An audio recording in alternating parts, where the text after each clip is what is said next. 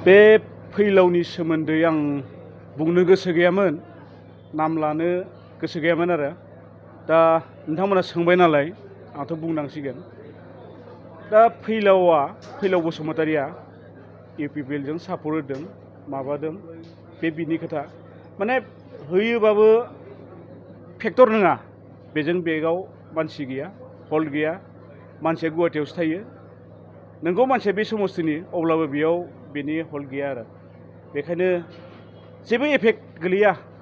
आरो बिथांखौथ' मिथिखागौ जोंनि बर' समाजाव थारमाने एसे थाखा फैसानि एसे लब दं मानसिया। औ, बे थांनाय बाराव बिपिएफ सरकार थानायाव मेरला बिपिएफनि इएम एमसिएलए सोरबा एमएलए मिनिस्टार बिसोरनाव थाङै फैसा बिख्ल'ना लाबोदोंमोन जेनेबा। बेनि फिल्म शुटिं खालामग्रा केमेरा पर्यन्त बायना होदों। बेयाव बिपिएफनि मानसिनि अबदान दं आरो दा आरो सरकार गैया नालाय आरो ओरैहाय जालायबाय, ओरै मोनगोन सानबाय आरो फिन बिपिएफआ पावाराव फैबा आरो फैफिनलायगोन बिदि। बेखायनो फोथाया मानसिफ्रा बिथांखौ।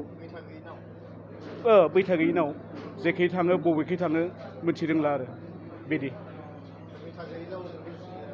बैथा गैयि नावजों रुजुजायो, माने बोजों थांगोन बेनि जेबो थिरांथा गैया।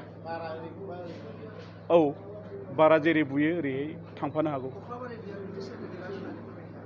कख्लाबारि बियाबनिफ्राय दा बिपिएफनि बिजाथिखौ देरहागोन होननानै नै दा मुहुर्तआव जों नुना मोन्दों आरो माने नैबे बर' रायजोफोरा मोनसे गोसोआ सोलायनाय फैदों। थांनायाव जेनेबा गोबां मानसिया इउपिपिएलनो भट होनानै प्रमदखौ देरहाहोदोंमोन, नाथाय जेबो खामानि जायासै। 2 बोसोरनि जानोसै, जेबो खामानि जायाखै। आरो जिखिनि खोथा बुंदोंमोन बिथांमोना नंखाय न'खर साख्रि होगोन होन्दोंमोन, गैया, मोनाखै, नङा होमबा?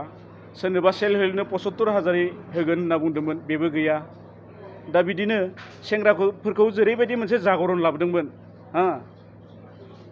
स्किम मोनगोन, थाखा मोनगोन, बायदिसिना लब होदोंमोन, नाथाय बेफोर जाफुङैयाव सेंग्राफोराबो एसे थारमाने गोसोआ गिदिंफिनदों आरो